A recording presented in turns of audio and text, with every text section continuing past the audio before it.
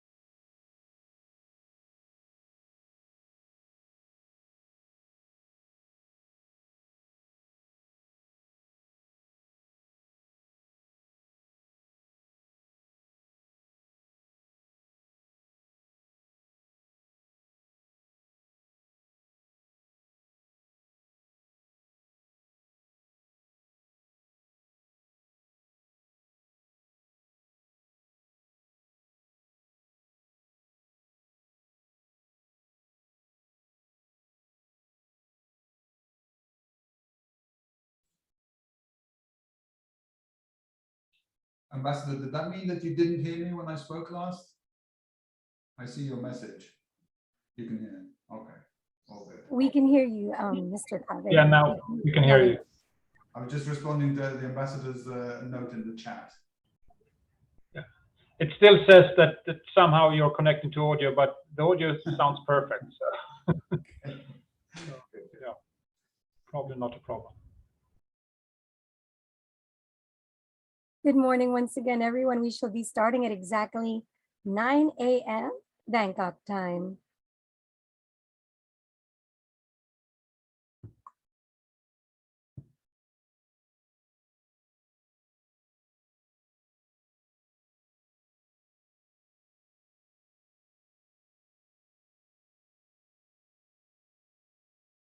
Good morning, everyone. Thank you so much for joining us. And before we begin, I would like to share a few housekeeping announcements. The plenary session will be recorded and, of course, be streamed online. The working group sessions will be recorded for reporting purposes. Please make sure that your Zoom display name is in this format that we have also shared in the chat, beginning with your first name, your surname, and your organization or the group that you represent. We would also like to request everyone to please do keep their cameras off and of course their audio muted for those that are not participating in the discussion. But we would like to encourage each and every one of you to please share your comments and questions in the chat function. We look forward to be able to accommodate them a little bit later in the discussion. And for any technical issues, please message us via the chat box and we should be happy to support. Today's meeting will be held in English, and during the plenary, all participants once again are invited to share their comments, questions, and messages in the chat box. With that, good morning, ladies and gentlemen. I would like to officially welcome everyone to the Asia and the Pacific Multi-Stakeholders Forum for Stockholm+50. I am your facilitator, Antoinette Toss, actress, singer, host, and UNEP's National Goodwill Ambassador for the Philippines. I myself have been a long-standing environmental advocate at heart as founder of CORA, a nonprofit organization that fosters action for sustainable development through volunteerism, as well as being the founder of the Sustainable Planet, a social enterprise centered on improving the lives of Indigenous peoples, women, youth, and those living in poverty in the Philippines. I am delighted to be a part of this important regional consultation as your facilitator. Today is all about voices, not just that. It's also about actions. It's about hope. It's about collaboration and partnerships. As you all know, this year marks the 50th year anniversary of the United Nations Conference on the Human Environment that brought the environment into the center stage for human well-being and development for the first time.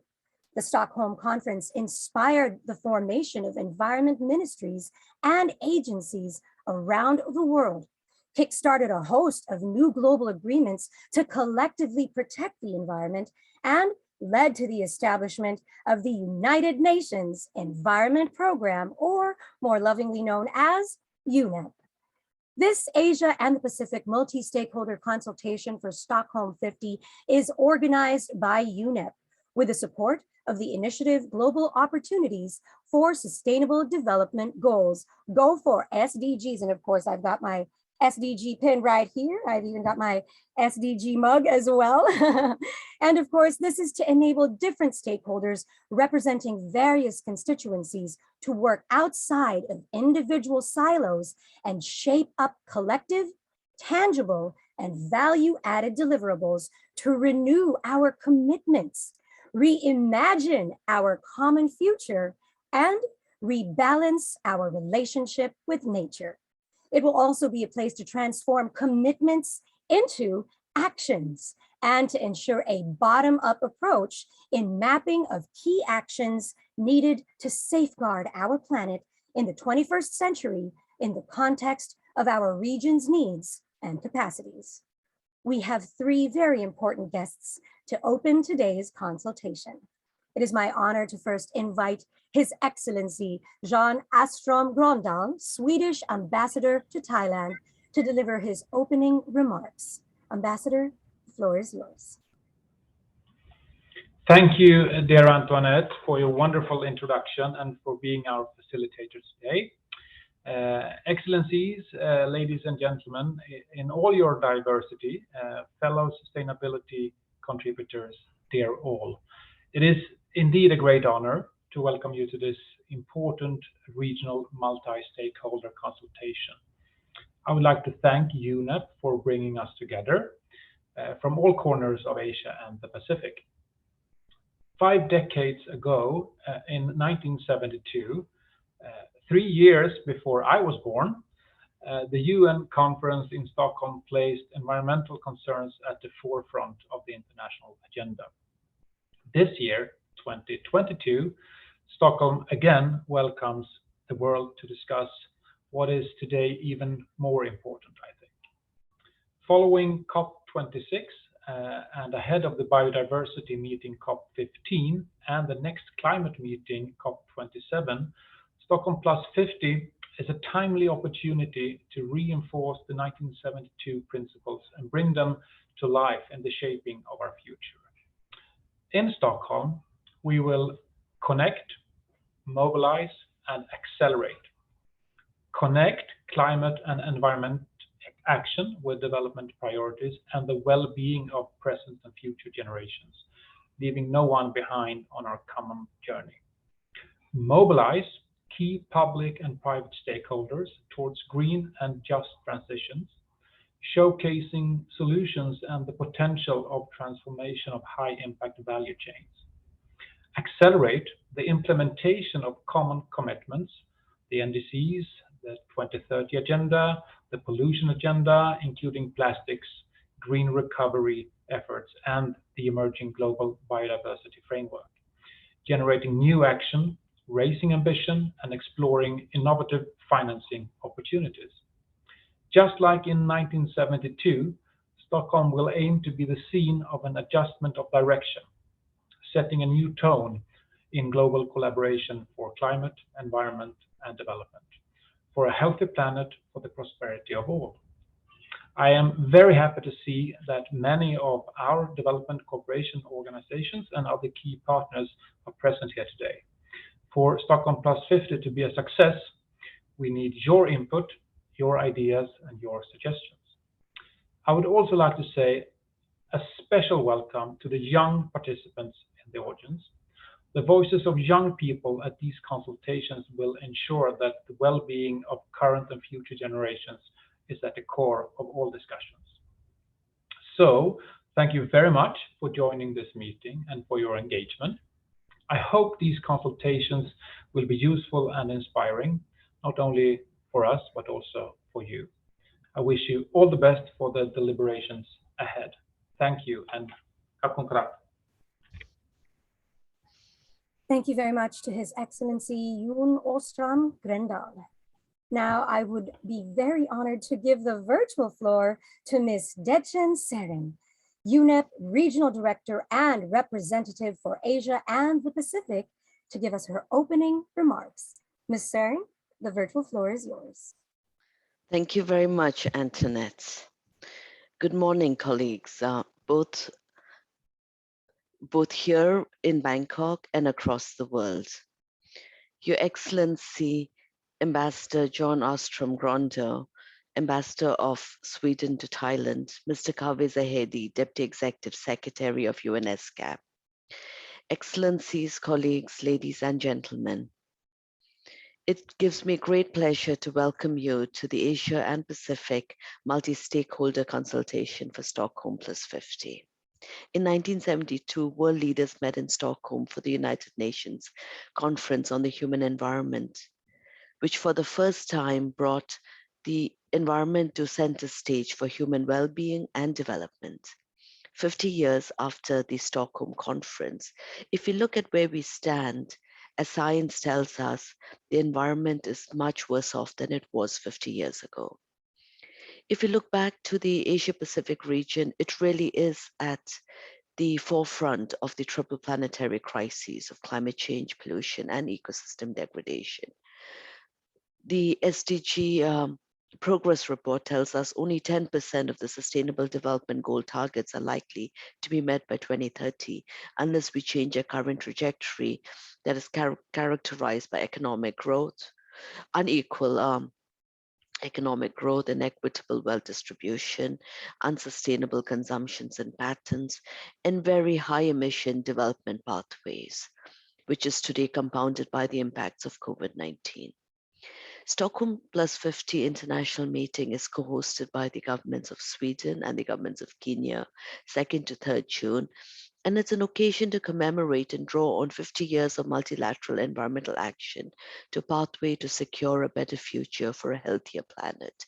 Towards this end, this regional multi-stakeholder consultation, as well as 9 national consultations taking place in 60 countries, will provide national and regional multi-stakeholder perspectives.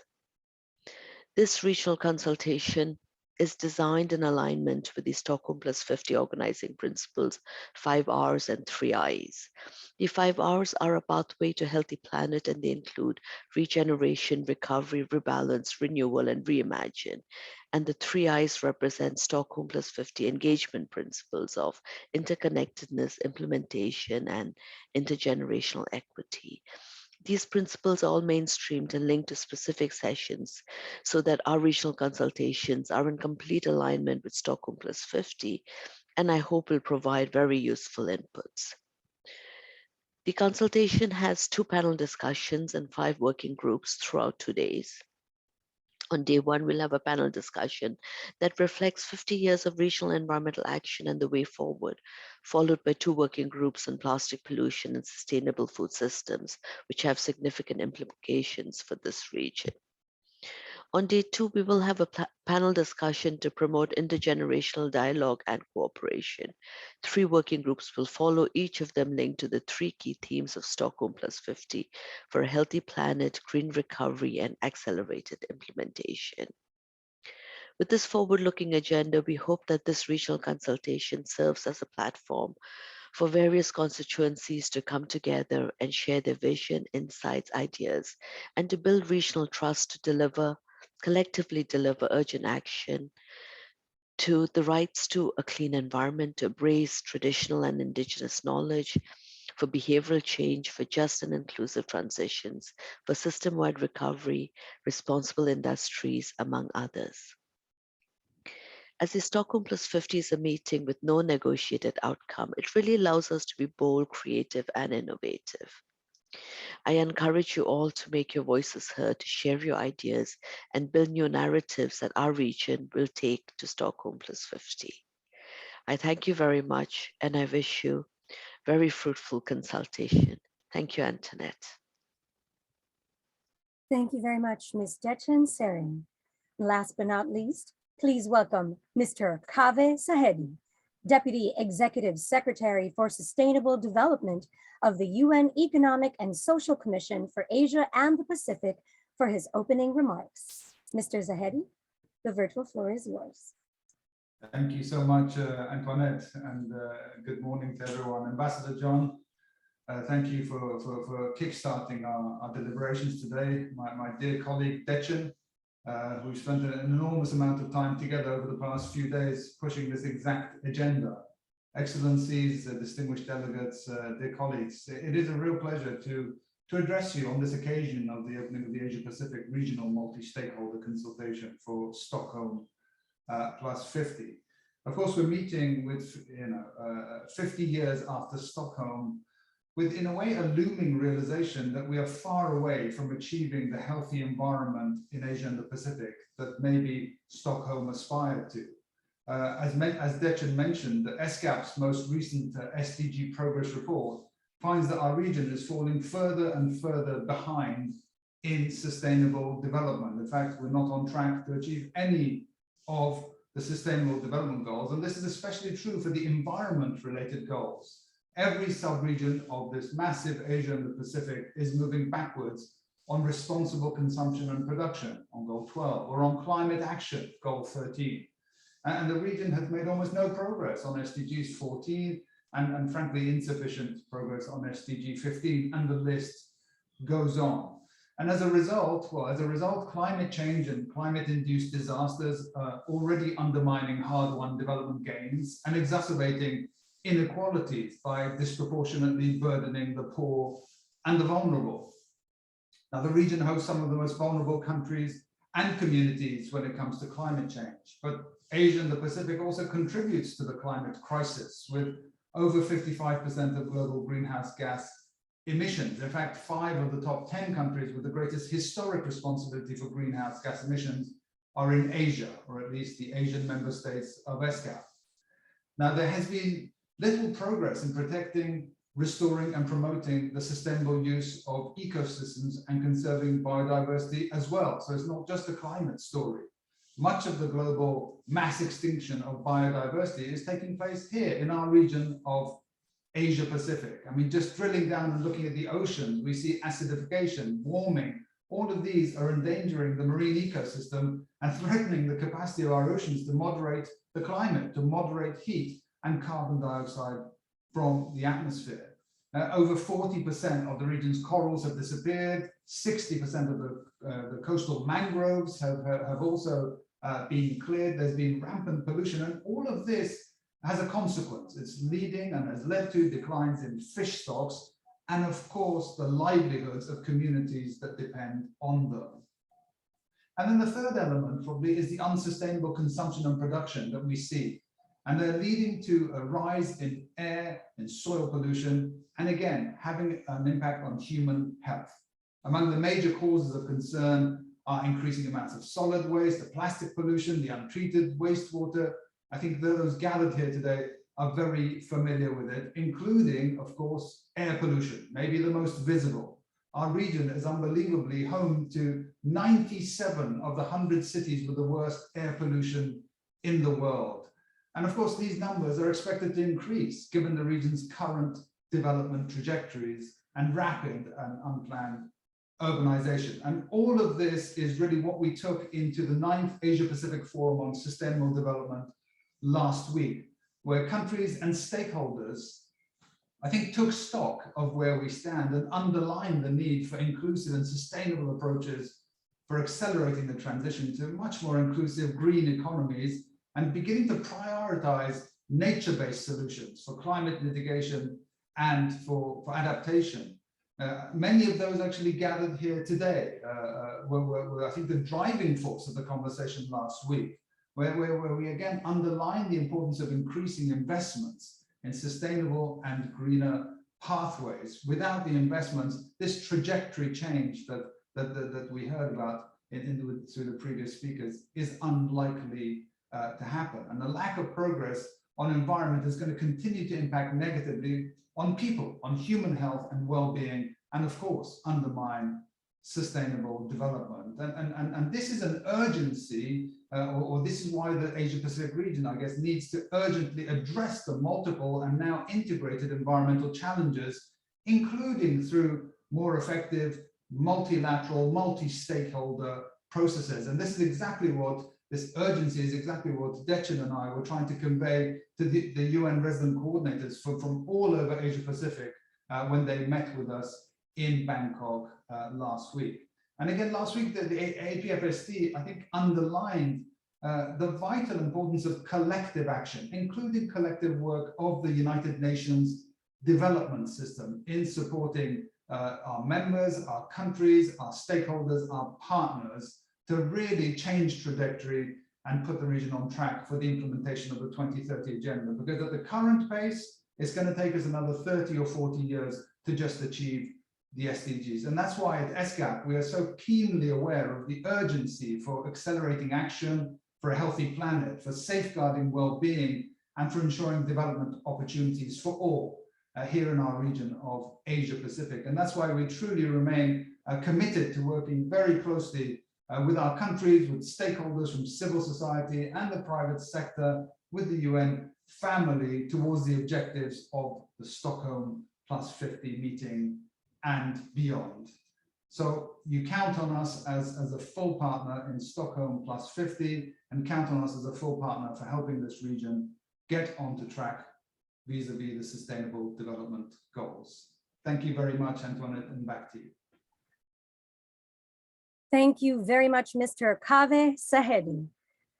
To reimagine a common, prosperous future on a healthy planet, Stockholm+50 calls for an inclusive approach that reflects the richness and diversity of voices and perspectives of various stakeholder groups like local governments, cities, civil society, women, indigenous peoples and local communities, faith-based groups, academia, youth, industry, finance, and philanthropic foundations, with an objective to stimulate an inclusive whole of society and whole of government dialogue on the main themes of Stockholm+50 and the leadership dialogues as they relate to each national context. I'd also like to take it back to the R's of Stockholm+50: reimagine, regeneration, recovery and rebalance, and renewal. And with that, we actually have a poll. This is an interactive poll that we hope each of you can join us. Your answers will help shape the pathway of the discussion coming forward. And not just that, really give us an in-depth look into your perspectives and thoughts about this multi-stakeholder dialogue. We'd like to ask the tech team to please bring up our poll to the screen. So our first poll. Now, before we move into the plenary session, we would appreciate it, of course, if you could join us in answering our poll questions. First is, what are the top 3 actions that can accelerate the Asia and the Pacific region's progress towards a healthy planet and prosperity for all? And they have noted that you can choose up to 3 different answers on this. And you may see the selections there from A to F. So from promoting a circular economy, improved gender equality, environmental education and awareness raising, capacity building for small and medium-sized enterprises, for circularity, protection and restoration of nature and ecosystems. F, other, if there is any that you would like to add. Question number 2, in your opinion, what are the top 3 sectors most important for the Asia and Pacific region to achieve an inclusive green recovery from COVID-19? And number 3, what are the 3 biggest barriers for the Asia Pacific region to take bolder action for a sustainable future? We're seeing the answers come in right now. And wow, that was really quick. Thank you so much everyone for participating. So we're seeing for question number 1, wow, promoting a circular economy is leading with 72%. Oh, it started getting balanced off and it became a tie with protection and restoration of nature and ecosystems as a tie with circular economy for number 1, and followed closely by environmental education and awareness raising. For question number 2, the top 3 sectors most important for the Asia and the Pacific region to achieve an inclusive green recovery from COVID-19, and leading by 83% is renewable and clean energy. Wow. Following closely is agriculture and fisheries, and a close tie after that is public health and education. Now for number 3, what are the 3 biggest barriers that the Asia Pacific has to take bolder action towards? And leading, actually, first place is fossil fuel dependence of the economy at 80%, followed really closely by lack of enforcement of environmental laws and regulations by governments. Wow, thank you so much for giving us an idea of your thoughts, how you see these perspectives. And of course, we hope that this helps shape the dialogue that we are having for the rest of the day. Thank you so much for participating. And of course, now we would like to move on to our plenary discussion. You may continue answering the polls. They will be available for you to answer as we move forward. And of course, this shall be included in the updates and reports as well. We would like to thank our speakers once again for their wonderful opening remarks and for sharing their insights and vision for the environment for the Asia and the Pacific region towards Stockholm+50 and beyond. Now, it is truly my honor to invite our panelists to the virtual floor for the multi-stakeholder panel discussion under the theme, Reflecting on the 50 Years of Environmental Action in Asia Pacific and Setting the Vision for the Next 50 Years. This discussion will focus on the regional overview of progress towards achieving environmental dimensions of the SDGs, also challenges and systematic barriers for implementation, as well as inclusive participation. And of course, actions, best practices for replication and scaling up. We know that we all love that. Solutions, pledges, initiatives. And of course, for this plenary session, we will ask the panelists 2 sets of questions, and each panelist will be given around 2 to 3 minutes each to respond. And the reason we'd like to request for these brief responses is because we would like to encourage all of you to send in your questions so that by the end of the questions that we are giving them, we can also accommodate the ones coming from our guests and participants. Without further ado, let me introduce to you our wonderful panelists for today. First, we have Ms. Chi Yok Ling, who is an executive director of the Third World Network in Malaysia. She is a lawyer and her work centers around sustainable development with a focus on social justice and equity issues and the effects of globalization on developing countries. She has engaged actively with civil society groups and developing country government policymakers in the evolution of sustainable development principles and actions since the 1992 United Nations Conference on Environment and Development in Rio de Janeiro to the 2030 Agenda for Sustainable Development.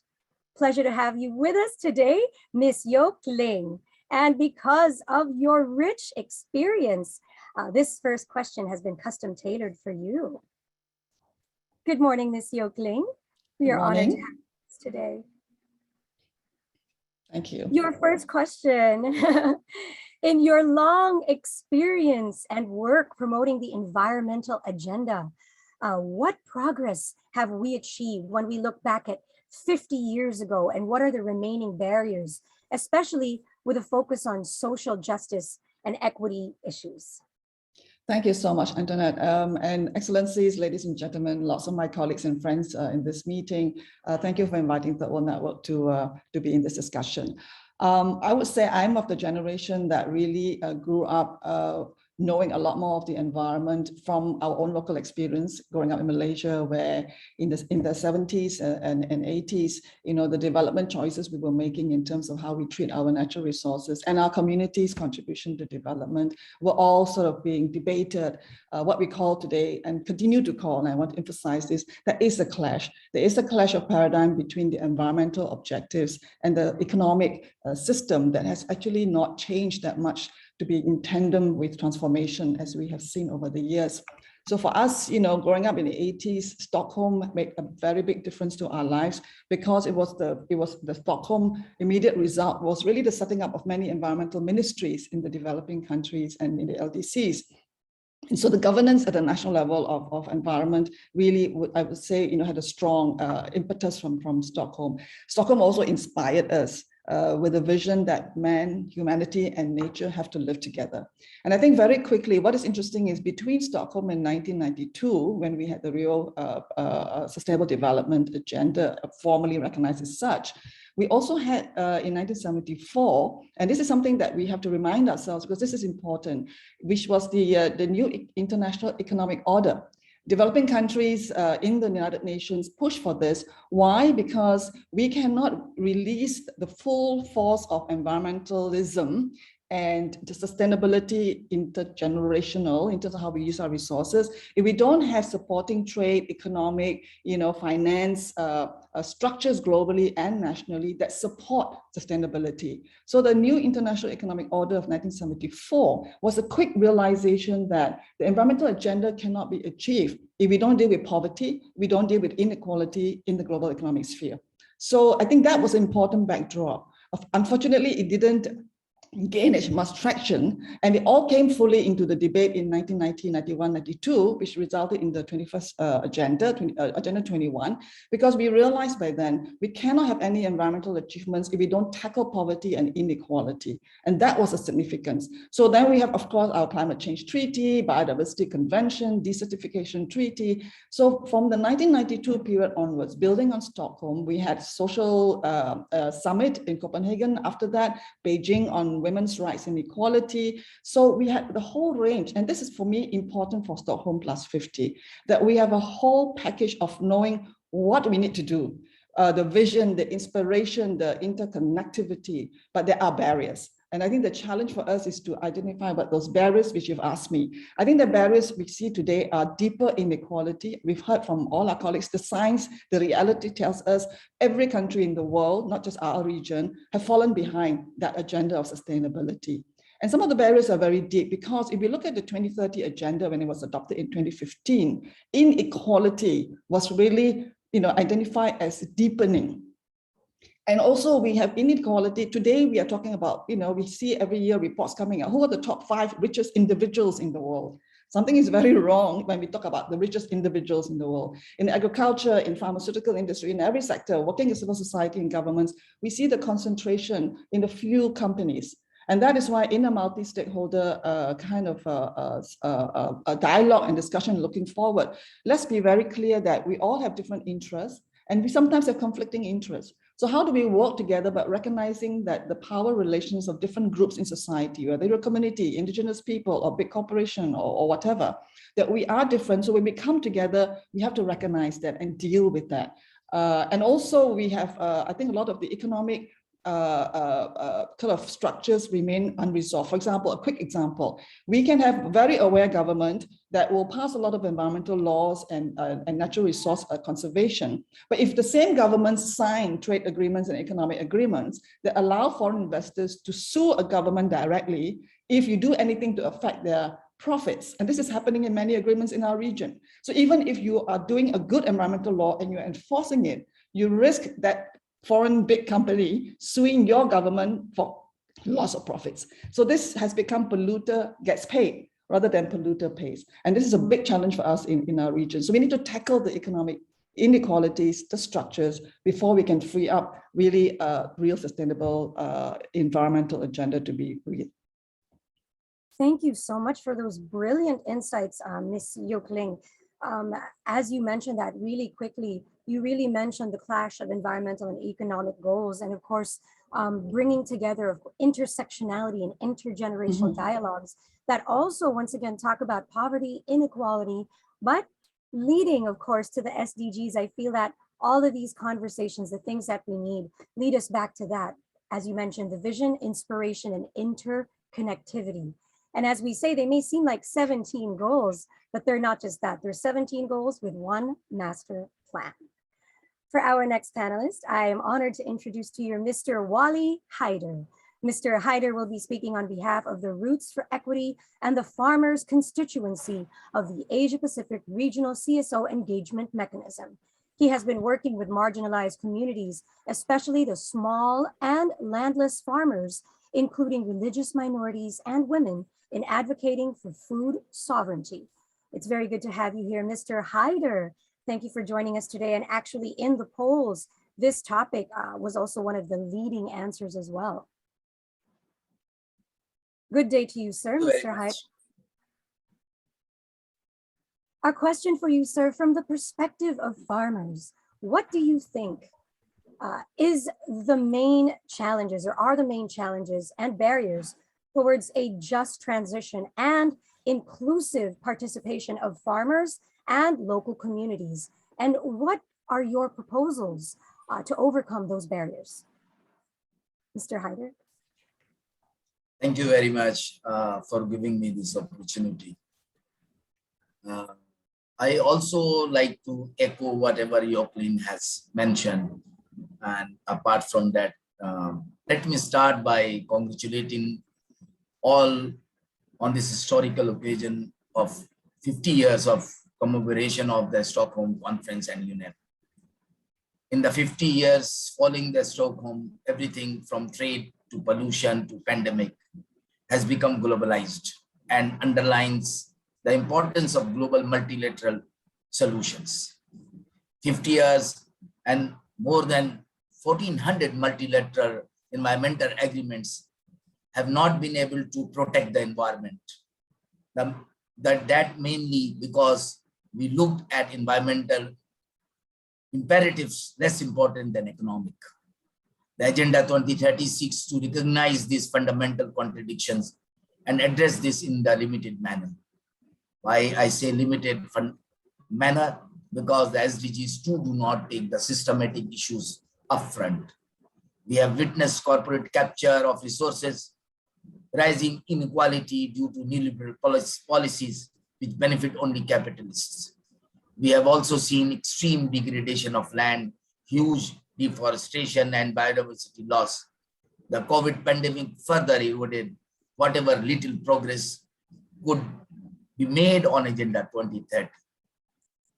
We, at a historical inflection point of Stockholm+50, can be a remarkable but last opportunity to at environment and ecosystem common heritage rather than a problem that South has to deal with.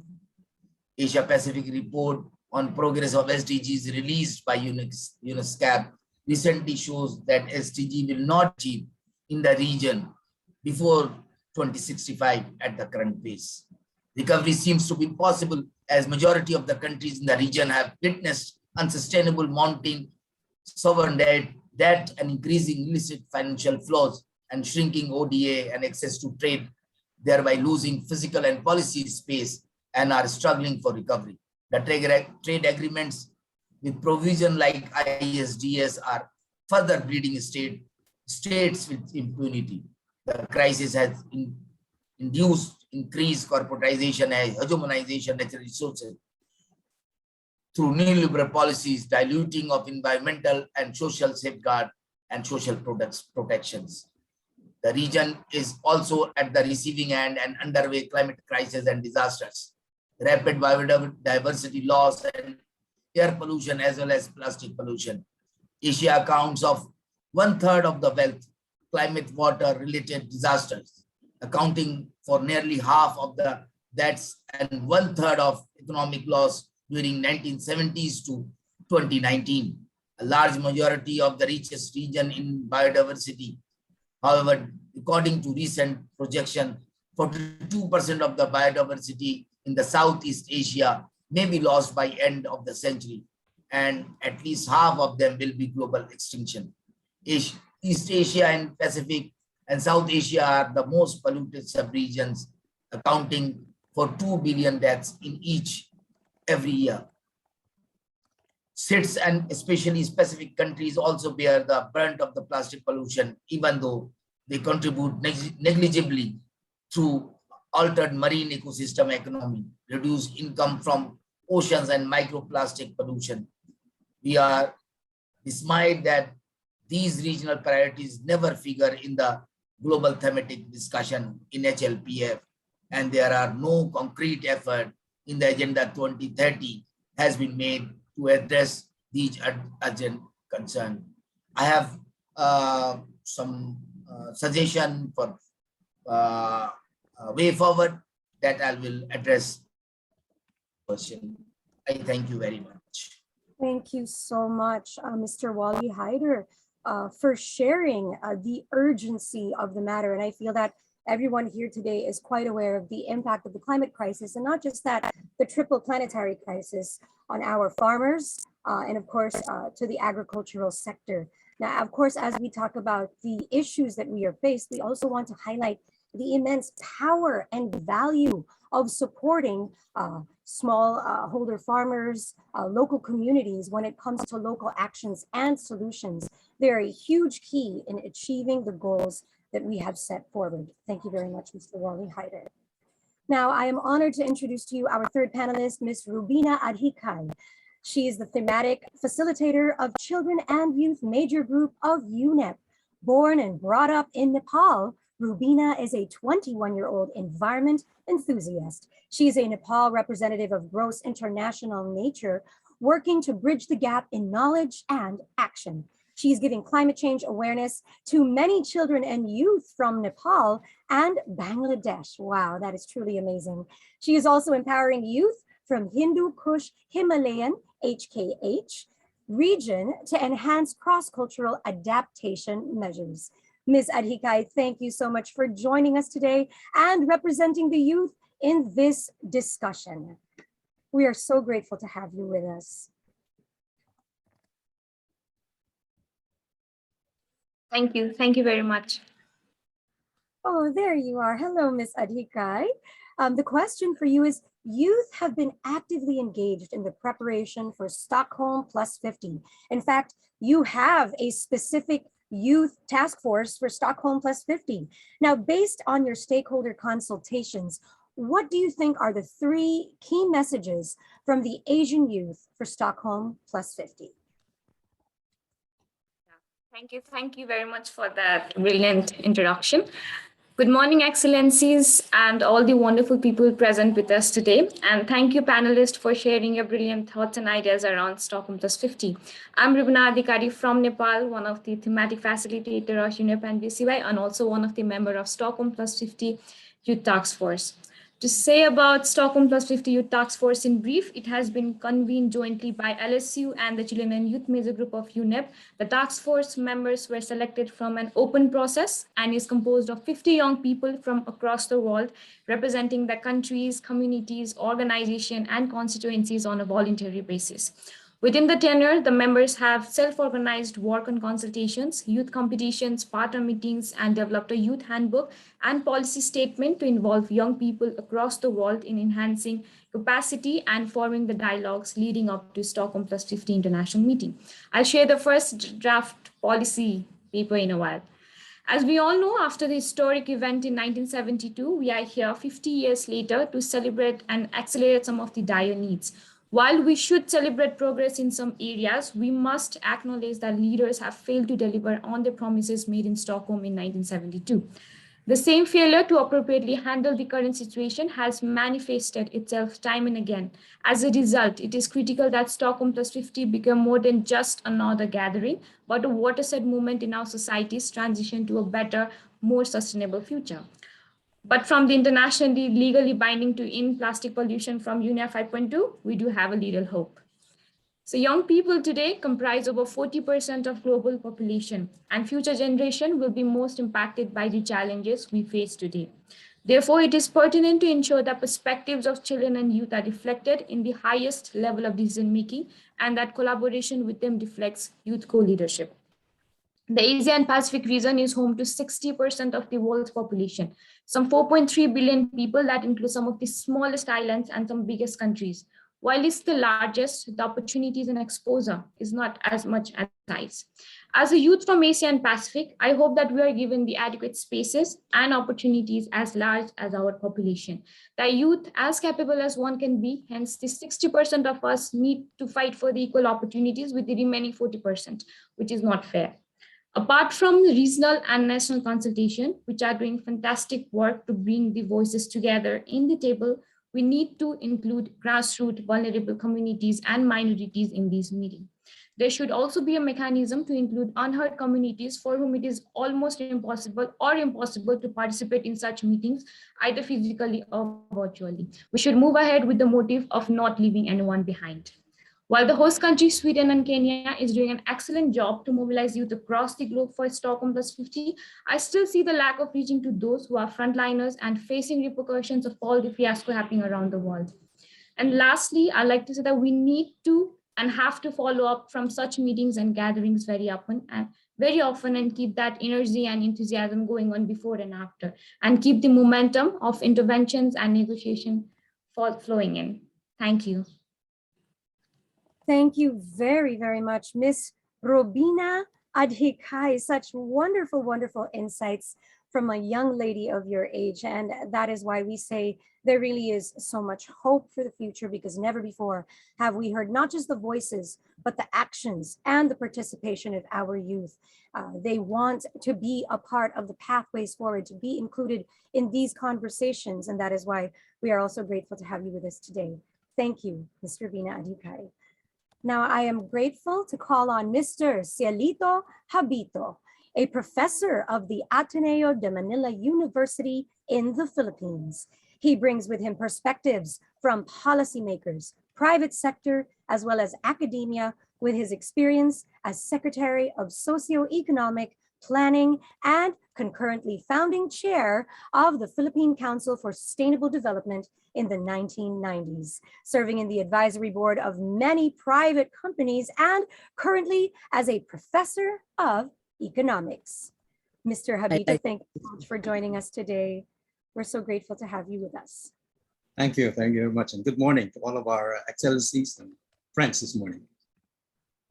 Good morning, sir. Our question for you, based on your vast experience of working in the government of the Philippines as the Secretary of the Socioeconomic Planning, what were some of the systemic barriers that you feel made it difficult and that you saw made it difficult to mainstream the environment in socioeconomic related public policies? And we've actually heard this discussed earlier by our previous speakers as well. Mr. Habito. Thank you. Well, from a governance standpoint, I think you have actually mentioned the word earlier. What I see to be the single most formidable systemic obstacle is a four-letter word, S-I-L-O, silo. It seems that it's a natural tendency of human beings to think and work in silos, in their narrow confines, rather than have a holistic systems view of all the problems that we face, especially in the way we relate to the planet Earth. Well, of course, as our country's chief development planner in the 1990s, I actually worked with fellow cabinet members who all seemed to think and act like their respective sector was the top priority. And in fact, it was my challenge to gently point out to them as the development planner, how they all fit into the big picture of the National Development Plan. Also, as an economist, I've also seen how many of my professional colleagues seem to believe that we economists have all the answers to the world's problems.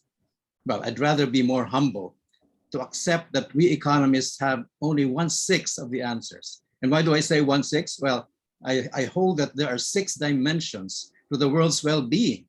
These are the economic, social, ecological, political, cultural, and even spiritual dimensions. And so beyond economists, we all need the wisdom of sociologists, of environmentalists, political scientists, anthropologists, and spiritual and ethical thinkers as well.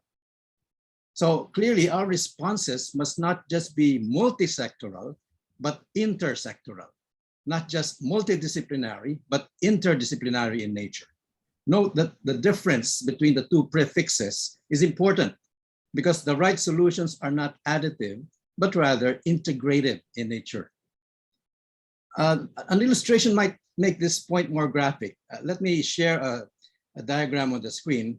Over a year ago, an interdisciplinary group I belong to called Brain Trust Knowledge and Options for Sustainable Development, Inc., or Brain Trust, Inc. for short, came up with a paper we called The Final Decade, Why We Must Worry and What We Must Do.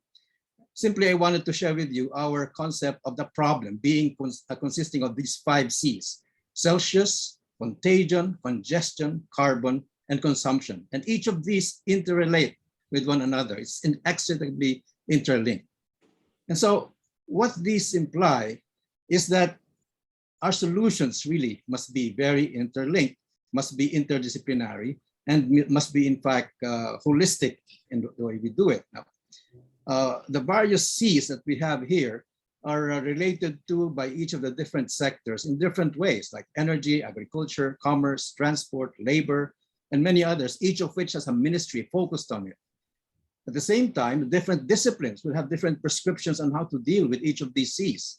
And so, as I said, fixing these 5 C's needs a comprehensive and integrative approach. And here lies our challenge. How do we effectively address what we now call the triple problems of climate change, biodiversity loss, and pollution, if each government entity, each business enterprise, and even each civil society group tends to work in silos? Well, the 1992 Rio Earth Summit had one answer, and they recommended the establishment of Multi-Stakeholder National Councils for Sustainable Development, or NCSDs, which would provide a venue for high-level coordination across government ministries and, of course, with business and civil society. And the Philippines took pride in being the first country in the world to establish this multi-stakeholder Philippine Council for Sustainable Development right after the Rio Earth Summit. Well, as the planning minister then, I happened to be its founding chair. And the global network of NCSDs and similar bodies has counted more than 50 of these entities with varying degrees of adherence to the desired structure, representation, and degree of authority and influence on policy making. The sad reality, many of these appear to have gone inactive and defunct since then, after seeing peak activity in the 1990s, ours in the Philippines included. But it was and still is a promising way to achieve intersectoral and interdisciplinary coordination. But it seems that the silo mentality is such a formidable force that even the NCSD idea finds very hard to overcome. Later on, I can talk about ways forward to deal with this. Thank you. Thank you so much for sharing your experience with us, Mr. Habito. And as you emphasized, we really need to veer away from silos, something we did mention at the beginning of today's discussion. And of course, focus on holistic pathways, making sure we are emphasizing interlinked and interdisciplinary solutions, along with multi-stakeholder discussions and actions. Thank you so much for that, Mr. Habito. Now, I am honored to invite Mr. Jiten Yumnam, Secretary of Manipur's Center for Research and Advocacy, which is an Indigenous people's human rights organization based in the northeastern part of India.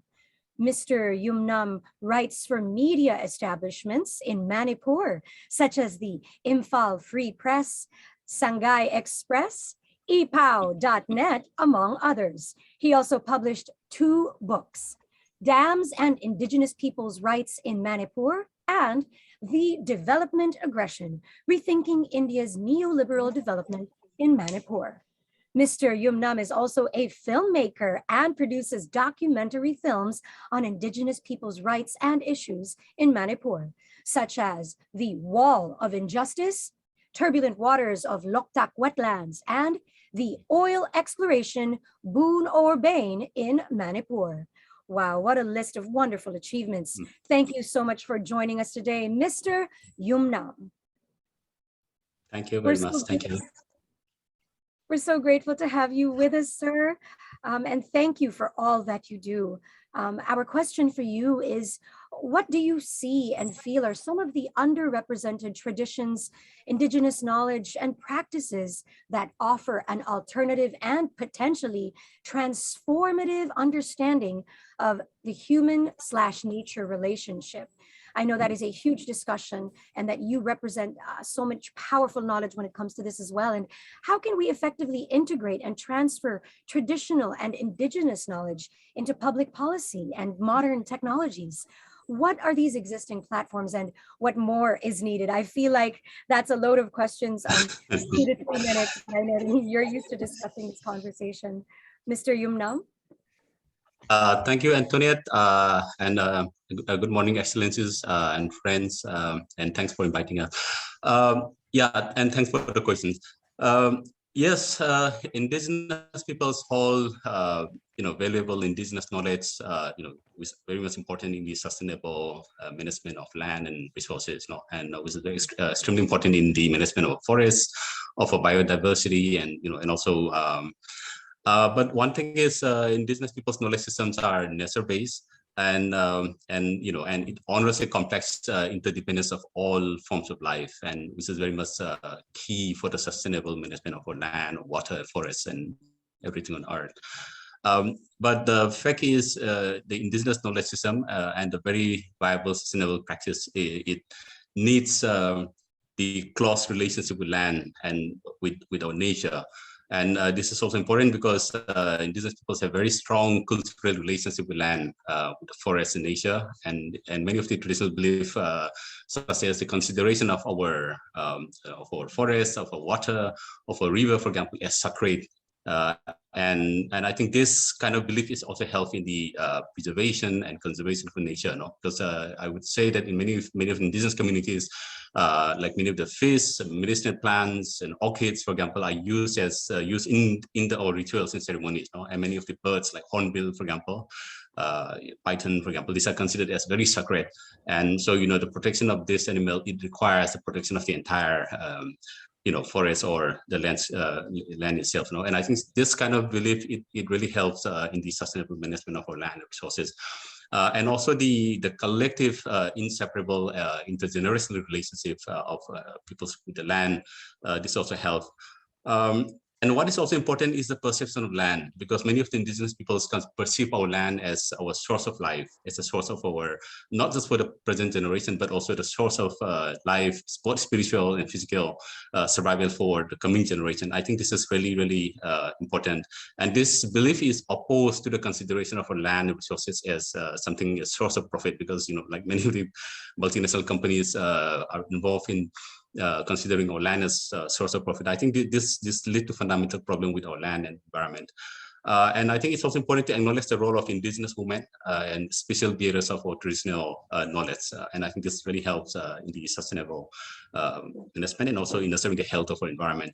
So these are what that offers an alternative and to a certain extent transformative understanding of the human-nature relationship. But what is concerning is the pattern of development aggression in our land and territory. Many of the indigenous people's land are targeted for mining, for dam building, for large infrastructure, for agribusiness like oil palm plantation, and many of the false climate change solutions. I think these are what that also lead to not just a destruction of environment, but also this also undermine the very viability and sustainability of of our environment, but also posing a threat to many of the indigenous peoples.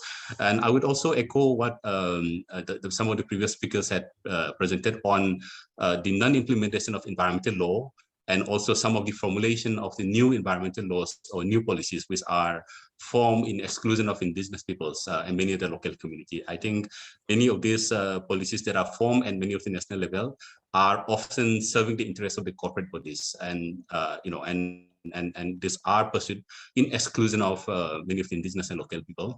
And this is something that facilitates the expropriation or exploitation of the people's land and resources. I think so. That's why it's really, really important that when we talk about the integrating indigenous knowledge, what is really important is to acknowledge the importance of the indigenous traditional knowledge. The viability of indigenous knowledge, I think that recognition is extremely important, and to ensure the rightful participation of the local communities, indigenous peoples in their own in the decision-making process. And extremely important is also the recognition of the people's rights over the land and resources, indigenous people's right over land and resources, and also to stop all forms of forced displacement, and to stop targeting indigenous peoples or other human rights defenders for defending their land, or or pursuing the sustainable management of our own resources, and also the development model which serves the needs, interests, and rights of the indigenous peoples. So I would end here at this point of time, and maybe I will continue. I will join the discussion further. And thank you very much. Thank you.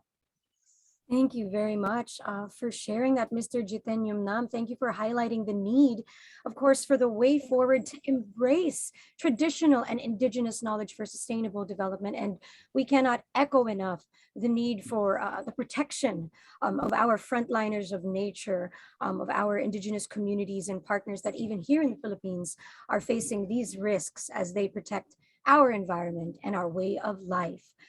We are about to go into our second round of questions. We have 5 more questions coming right up. one for each of our panelists. Once again, we request for these replies to be at least 2 to 3 minutes each, as we also anticipate questions from all of you joining us right now here in our conference online. So if you are participating, if you are watching us, please do send in your questions in the chat box, along with your name, who you represent, who the question is for, and of course, your question. Now, rounding off some of the things that we just discussed, we hope that these questions and these answers will give you a better perspective of the kind of inquiries you would like to make for each of our speakers. We spoke about the clash of environmental and economic goals, along with intersectional and intergenerational dialogues, highlighting urgent issues, including poverty, inequality, and inclusive participation.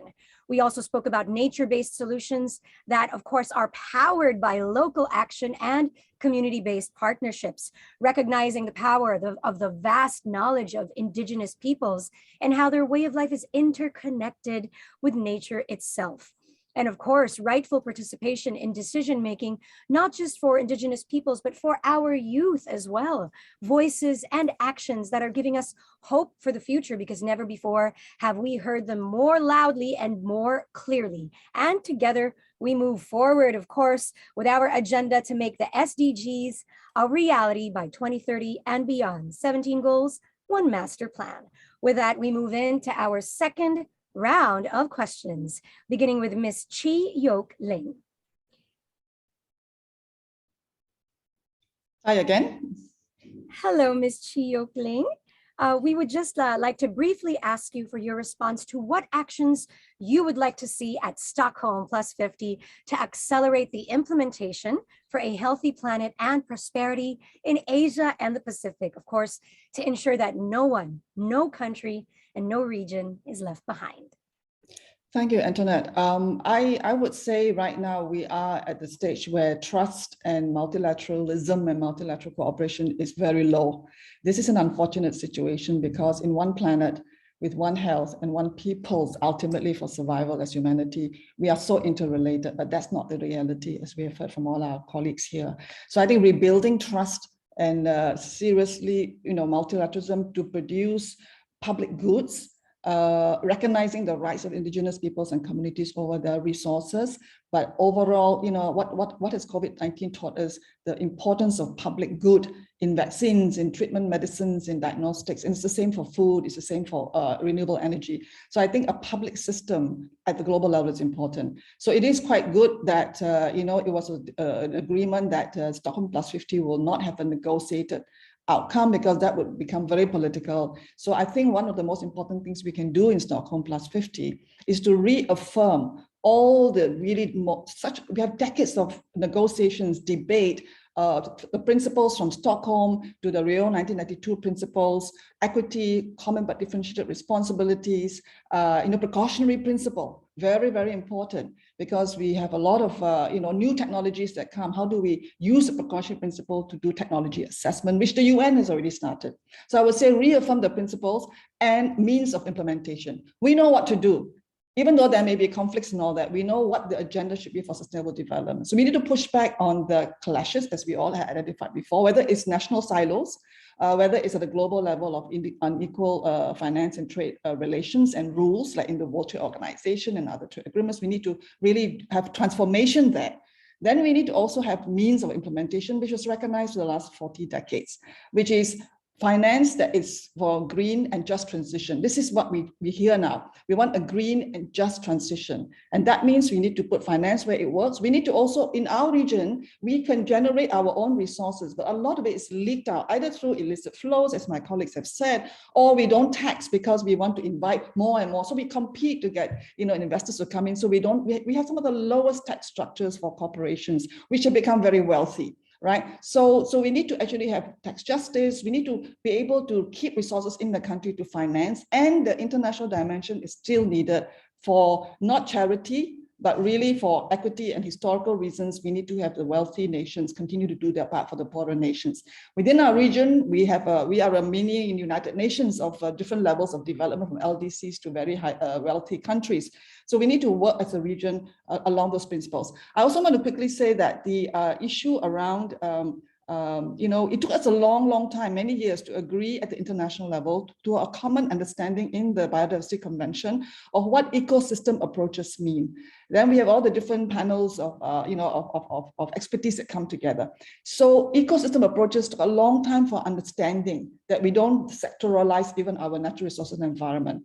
Today we hear nature-based solutions, and that is very logical from one point of view at the local level and national level. But in the global arena, whether it's in the climate arena, in the post-2020 global biodiversity debate, that term is very contentious because there's no common understanding.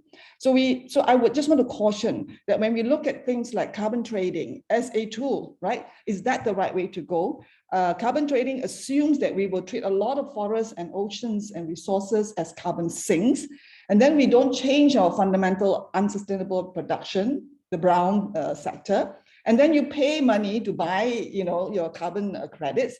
At the same time, it's business as usual. So we have to be very careful about what we call false solutions in the civil society and research community. So, and nature-based solutions make a lot of logical sense from one perspective, but in other places where we're trying to have equitable relationship and just transition, it can lead to land grab. So we have to be very careful when we talk about any of these terms and have clarity on that. So I think that would be what Stockholm+50 could help us with. And we want technology that is appropriate and is environmental and socially sound. So let's accelerate the UN's technology assessment work and apply and deal also with the reality that intellectual property monopolies will make it very difficult to transfer technology in an affordable manner, in an urgent manner. So these are some of the challenges which I look forward to. And finally, let's have a UN mechanism put in place as soon as possible to deal with debt. My colleagues have raised the issue of debt. With debt, we are going to squeeze more and more of money to pay debt and not to actually have sustainable development and the environment. Thank you. Thank you very much, Ms. Chio Kling, for sharing your vision and actions to ensure the principles of leaving no one behind. And I can't echo enough the need for real, true, genuine, accountable transformation. And of course, not just compensations. Thank you so much for that. And from Mr. Wally Hyder, we turn back to you, sir. Really quickly, what are the pledges for action that the farmers' constituency from the region want to bring to Stockholm+50? Mr. Hyder? Thank you very much for giving me the opportunity again. From the point of perspective on your question, there are many from not just farmer perspective, but also from the regional perspective. We do have best practices, innovation and solutions in all sectors, including those from the farmers and local communities, women, indigenous people, and forest-dependent population who, through their immense contribution, have resisted this degradation, biodiversity loss. However, the political economy of capitalism, logic of profit, and economic imperialism have never allowed them to take center stage. Unfortunately, government in the global south are going the same way. They want to prosper and pollute first and pay later. However, more urgent is to address is the continued global climate, economic, and environmental injustice. Over the past 50 years, globalization has helped the West to make global South its factory through its new liberal institutions like IMF, World Bank, WTO, among others. While they continue to consume beyond what they can produce, they have failed to take fair share of the responsibilities for global environmental degradation, which must be addressed immediately, not only at environmental forums, but all forums. We have a lot of best practice food production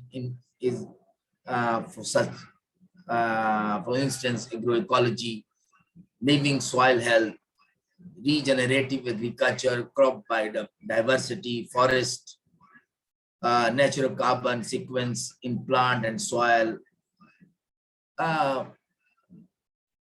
small food producers and indigenous people practicing agroecology have, through their experience, have been protect an environment such as much better than anyone. Their knowledge and wisdom are tremendously contributed to develop nature-based solutions. But on the whole, I represent APRSM, the Asia Pacific Regional CSO Engagement Mechanism, and we propose a development justice as a new development framework that aims to reduce health, wealth, power, and resource inequalities between countries, between rich and poor, between men and women. And these development justice main element is redistributive justice, economic justice, social justice, environmental justice, and accountability to the people. Unless or until we have this broader framework of development justice, our dream for no one left behind, and for a prosperous and a better world is not possible. I thank you, Ms. Moderator. Thank you very much, Mr. Wally Hyder, for sharing the pledges from the farmers from our region. We are truly grateful to have you with us today. Our next question goes back to Ms. Rubina Adhikai, representing our youth. We would like to ask you a similar question as you represent youth groups and the intergenerational cooperation that is an important theme of Stockholm+50. Rubina, what are the pledges and commitments that the youth want to bring to Stockholm+50? Thank you very much again for the question. It's been wonderful listening to all today. Okay, since 1972, the ambition of the young people fighting for a sustainable and healthy environment has resulted in concrete, robust actions, from those on the street to those at the negotiating tables. Youth are amplifying the momentum to make the world realize that we are dealing with a major existential crisis, and the time to act is now.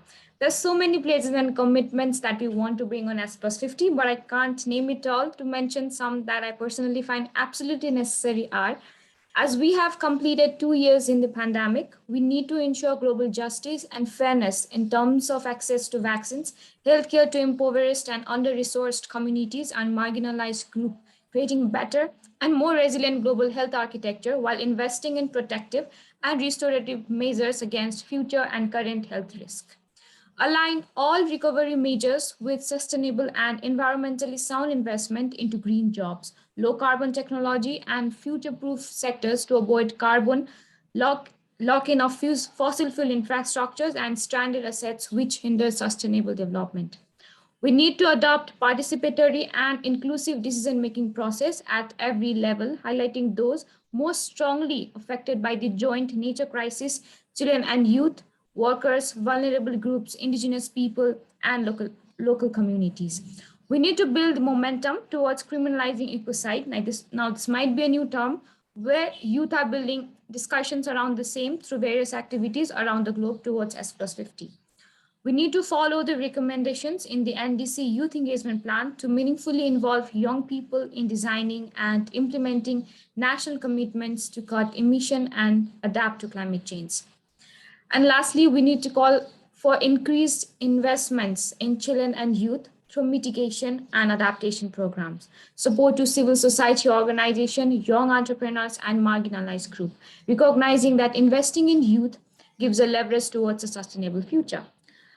I'd like to conclude by saying that we are standing at an inflection point in human history. What we decide at Stockholm+50 will save the future for generations to come. It's time to turn the tide, listen to the demands of young people, and sign on to the commitments. We look forward to working with all the leaders to create a better and more sustainable future for all. Thank you. Thank you so much, Ms. Rubina Adhikai, for sharing the visions of our future generations and for all that you do moving forward with courage, conviction, and most of all, with positivity and hope. Thank you for all that you do. Now we have a question for Mr. Habito. Back to you, sir. Based once again on your experience and expertise, what policies are required in the next 5 years to address the triple planetary crisis, of course, namely climate change, biodiversity loss, and pollution of all forms, and of course, recommendations to policymakers to make them happen? A very loaded question that we are looking forward to hearing your response, sir. Well, frankly, I wouldn't want to begin listing all sorts of policy recommendations. We've heard a lot of them, in fact, from the previous speakers. But I'd like to say that the biggest barrier to bridging the silos that I was talking about earlier is yet another C. I was talking about 5 C's in terms of the problem, but a C in the solution is communication. And well, in this regard, a concrete initiative that my Brain Trust Inc. group has proposed is to make full use of the tools of the digital information age as the bridge. Now, we can pool private business sector and government resources together and set up a platform that can actually do several things. Number one, collate and disseminate information and knowledge. That's important as a starting point for any initiative in sustainability. But second, to take stock and in fact, have a mechanism for signing up and informing everybody of all proposed and ongoing initiatives that all groups in all areas of a country are doing. This is very important so that people know what's being addressed and what may not be addressed. Third, facilitate and foster linkages, coordination, and partnerships among all those groups and communities that are doing something tangible to address, again, the triple planetary crisis that we're talking about. And then possibly link potential funders to proponent groups with worthy initiatives that are just lacking in funding support. And fifth, and not necessarily the last, sustain a discussion forum that would help bridge precisely the sectors and various disciplines to work together towards, again, resolving the planetary crisis. Now, just to address a question that was put in the chat box by one of our participants, political economy, in fact, is often something that gets in the way of kind of coordination that we'd like, that the NCSD's mechanism was hoped to address. But one good thing that has happened over the years is that business, including and particularly big business, have increasingly become more conscious and more engaged in sustainability. In fact, a buzzword now making the business circles is ESG, that they have to worry about environmental, social, and governance implications and impacts of their business. And indeed, regulators like the SEC have already been requiring businesses to come up with a more comprehensive plan rather than just a financial plan at the end of each year to talk about how they have addressed those ESG. So it's not just really a requirement, but in fact, in many cases I've seen it's voluntary. And this is the hope I think that we're seeing. So what I would suggest for Stockholm+50 is that we try to really further reinforce this mechanism that started with all these global compacts that in fact voluntarily ask businesses to submit their own sustainability reports and make that something that is popular and fashionable, in fact. And I think that's the reason why business has picked this up. So this is a very important way forward. And again, for individual governments, I would simply say let's reinforce this trend through precisely the regulatory frameworks that we have in our different countries. Thank you very, very much, Mr. Habito. We're truly grateful for your policy recommendations for sustainability, and not necessarily recommendations, but pathways forward that you have mentioned, sir. And now for our final panelist, we return to Mr. Jiten Yumnam. And of course, Mr. Yumnam, you previously highlighted the importance of the role that Indigenous peoples can play, including the knowledge that you possess, the vast knowledge. Now, which activities are you or your constituency willing to put forward at Stockholm+50 to accelerate action for a healthy planet and prosperity for all? Thank you very much. Before that, I wanted to reaffirm what our youth representative Rubina had previously said. It's really, really important to ensure the participation of those at the front lines. And I think that's extremely important. Because why that's important? Because it's really important to highlight, to reflect on the realities that many of the marginalized and other communities are confronting at the local level. And when we talk about the success of the forum, upcoming forum, Stockholm+50, what's important, the success will depend on how far the realities are fully reflected in the real sense.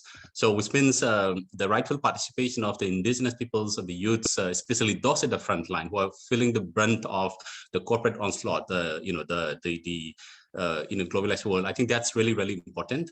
So from our side, that's why we are planning to ensure that the real voice and also the realities within indigenous communities and other local communities are highlighted. I was referring to the issues of development aggression, which many of the indigenous communities are confronting, in the name of development. The issues of extractive industry, the issues of unsustainable hydroelectric power projects, the issues of large dam, large infrastructure, which are pursued without their consent in a very aggressive pattern. So it's really important that we bring forward these voices, the voices and the concern from many of the indigenous peoples, apart from other local communities. And also along with that, also to bring forward the solutions, like which indigenous peoples has been practicing for generations, with the traditional, based on the traditional knowledge and also the practices, that contribute in the sustainable management of the forest, of the land, of the resources, of the wetlands, and how it helps in fostering a healthy planet, and also the role of the indigenous youth and women. I think that's really, really important. And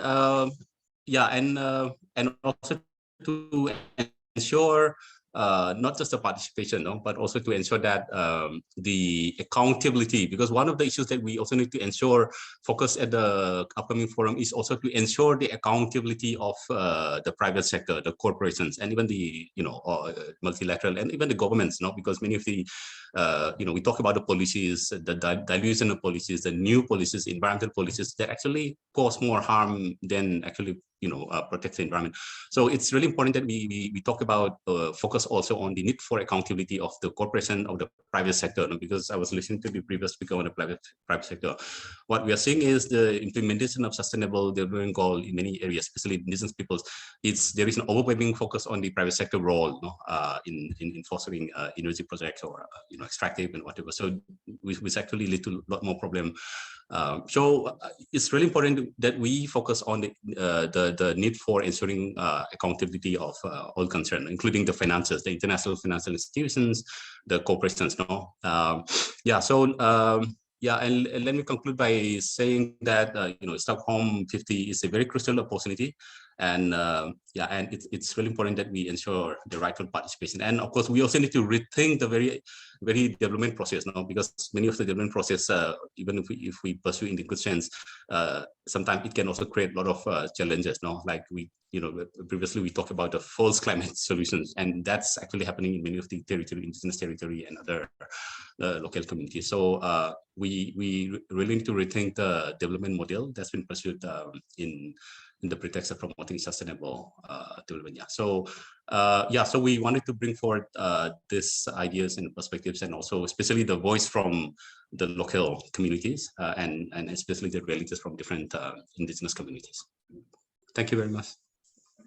Thank you very much, Mr. Jiten Yumnam, for that wonderful response, of course, and for sharing with us all of your goals and visions representing, of course, the indigenous sectors and, of course, local communities across the world that are facing similar issues, but also providing the most amazing solutions that we can all work together to push forward. We'd also like to thank, of course, all of our panelists for joining us today. We do have some questions that were sent in the chat box, but I believe that some of them were already answered directly by our panelists as well. So we thank you so much for directly responding to those questions. And we appreciate everyone that has joined us today for this really insightful, inspiring, and thought-provoking discussion. And just to round off the things that we've discussed today even further, we spoke about building further trust, to reaffirm our pledges and goals, to learn from principles that we have already set forth, to implement them efficiently and inclusively, more importantly, to push forward together for a green and just transition. We also like to focus not just on nature-based solutions, but on ecosystem-based approaches that are truly vital. Also highlighting development framework that assesses resource allocation and inequalities that impact the agricultural sector highly as well. We also have our youth yearning for investments into green jobs. Imagine that, along with participatory action, investments for children and youth. And this also includes, once again, all sectors of society, from our indigenous to women, and once again, to children and our youth. Strengthening communications through partnerships and elevating global participation through digital innovations. And of course, really looking at sustainability, not just as a buzzword, but as a way to really provide true accountability, along with the inspiration and hope and the pathways forward that it lays out for us. No matter what, this recovery needs to be an inclusive pathway forward with participation across all sectors, reminding us all that together, let's reimagine, regenerate, rebalance, and renew our shared home planet, the only one we've got for each other and for all the precious life on Earth that depends on it. With this, I would like to conclude today's plenary, and I sincerely thank all of our panelists for their valuable contribution, as well as the audience for your engagement. As we know, now is the time to transform commitment into actions, and we count on each and every one of you to take actions to realize a sustainable future for all. But we are not done. We have 2 working groups coming right up, actually, literally right after this session. And we encourage you to join us for that, along with tomorrow's session as well. But to give you information about the working groups coming up, working group 1, the topic is End Plastic Pollution for a Healthy Planet and Well-being. Our wonderful facilitators for this session, we're honored to have Dr. Yasuhiko Hota of IGES, Institute for Global Environment Strategies, as well as Ms. Sibing Yang, Senior Foreign Affairs Manager for China Tianying Incorporated. So once again, that is for working group for day 1, working group 1 for day 1, and we encourage you to join us for that.